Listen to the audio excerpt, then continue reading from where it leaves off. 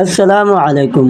আন্তর্জাতিক সকল সঠিক খবর পাওয়ার জন্য আমার চ্যানেলকে সাবস্ক্রাইব করে রাখুন। রবীন্দ্রনাথ ঠাকুরের লেখা আমার সোনার বাংলা আমি তোমায় ভালোবাসি। আর কি শোনা যাবে বাংলাদেশে? স্পষ্ট জবাব ইউনূস সরকারের। বিস্তারিত শুনুন ভিডিওতে।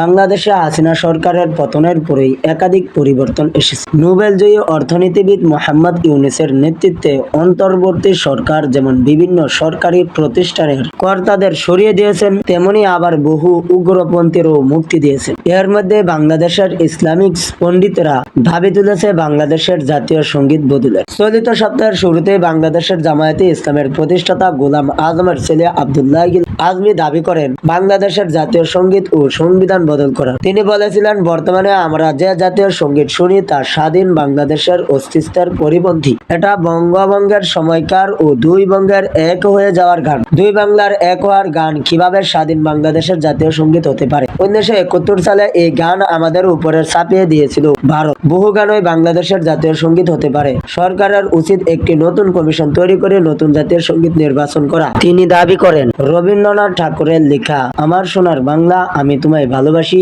এই সঙ্গীত পরিত্যাগ করে অন্য কোনো সঙ্গীতকে বাংলাদেশের জাতীয় সঙ্গীত করার দাবি করা হয়। তবে তাদের এই দাবি যে মানা হবে না তা সাফ জানিয়ে দেওয়া হলো অন্তর্বর্তী সরকারের তরফ থেকে। শনিবার বাংলাদেশের অন্তর্বর্তী সরকারের ধর্মীয় বিষয়ক পরামর্শদাতা খালিদ হোসেন বলেন, বাংলাদেশের জাতীয় সঙ্গীত পরিবর্তনের কোনো পরিকল্পনা নেই। তিনি সাফ জানিয়ে দেন যে অন্তর্বর্তী সরকার এমন কোনো পদক্ষেপ করবেন না যা বিতর্ক তৈরি করতে পারে।